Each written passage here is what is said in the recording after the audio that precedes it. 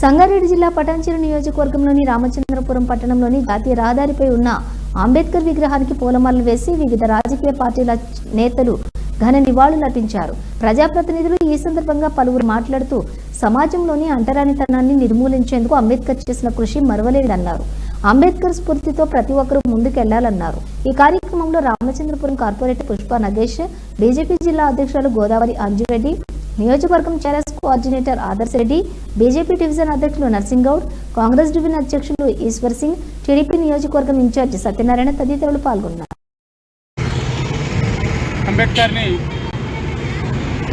అలంకరిస్తూ మరి ఈ కార్యక్రమంలో పాల్గొన్నటువంటి రాములు యాదవ్ గారు, నయీం గారు, సామి గారు, నజీర్ గారు, ఎండి అప్పు గారు, అప్పల భాస్కర్ యాదవ్ గారు మరియు ఇస్మాయిల్ గారు, వీళ్ళందరూ కూడా ఈ యొక్క కార్యక్రమంలో కూడా పాలు పంచుకొని మరి బాబాసాహెబ్ అంబేద్కర్ యొక్క జయంతి ఉత్సవాలను ప్రతి సంవత్సరం ఏ విధంగా అయితే అంబేద్కర్ యొక్క ఉత్సవాలను జరుపుతారో అదేవిధంగా ఈరోజు కూడా మరి బాబాసాహెబ్ అంబేద్కర్ జయంతి ఉత్సవాలను జరుపుకుంటున్నాం. ఇక్కడనే కాదు, మొత్తం మన తెలంగాణ, ఆంధ్రప్రదేశ్, భారతదేశంలోనే బాబాసాహెబ్ అంబేద్కర్ కూడా మరి అందరికీ కూడా ఈరోజు బడుగు బలహీన వర్గాలకు ప్రతి ఒక్కరికి అందరికీ కూడా రాజకీయం కానివ్వండి, అదేవిధంగా విద్యలో కానివ్వండి, ఉద్యోగాల్లో కానివ్వండి, అందరికీ కూడా సమాన హక్కు ఉండాలి. అందరూ కూడా సమాన హక్కుతోటే పనిచేయాలి.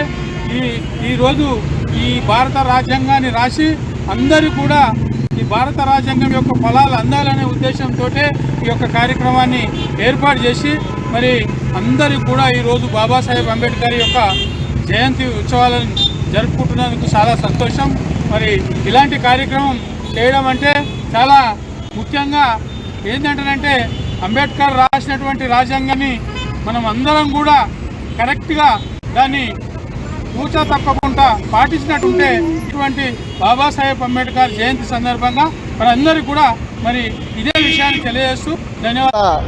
134వ బాబాసాహెబ్ అంబేద్కర్ గారి జయంతి సందర్భంగా రామచంద్రాపూర్ కూడలిలో మరి పెద్ద ఎత్తున అంబేద్కర్ జయంతి జరుపుకోవడానికి విచ్చేసిన మాజీ కార్పొరేటర్ అంజయ్ యాదవ్ గారు, మరి అదే రకంగా పరమేశ్ యాదవ్ గారు, మరి మా శ్రీరాములన్న, కుమార్ అన్న, సాయి అన్న, హబీబ్ భాయ్, భాస్కర్ అన్న, రాములన్న, ఇక్కడికి వచ్చే శంకర్ అన్న, ఇవాళ ఎంపీలు కానీ ఎమ్మెల్యేలు కానీ ఎవరైనా కూడా మరి సర్పంచ్ స్థాయి నుంచి ఎంపీ స్థాయి దాకా ప్రధానమంత్రి దాకా వాళ్ళ సీట్లో కూర్చుంటున్నారు అంటే అది అంబేద్కర్ రాసిన రాజ్యాంగంతో అవుతుంది. కాబట్టి కుల మతాలకు అతీతంగా అందరూ హ్యుమానిటీ అనేది ఉంటుంది. కంపల్సరీ మనిషి అన్నోడు పుట్టిండు అంటే అందరూ సమానులే, అందరూ ఒకటే రకంగా ముందుకు పోవాలి, అందరినీ సమానంగా చూడాలన్న ఉద్దేశంతో ఎవరైతే బీదవాళ్ళు ఉన్నారో అదే రకంగా అప్పుడున్న అంటరానితనాన్ని రామచంద్రపురంలో దగ్గర 3 పెద్ద అంబేద్కర్ స్టాచ్యూలు ఉన్నాయంటే అదంతా కూడా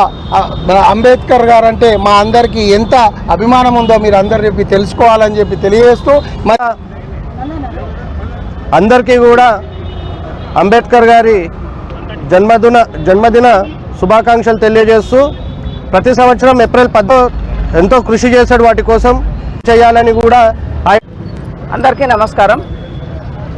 మరి ఈరోజు డాక్టర్ అంబేద్కర్ పుట్టినరోజు సందర్భంగా ఇక్కడ వచ్చినటువంటి వాళ్ళందరికీ పేరున నా నమస్కారాలు తెలియజేస్తూ మరి ఈ రోజుకి 134 సంవత్సర బర్త్డే మరి జయంతి జరుపుకుంటా ఉన్నాం.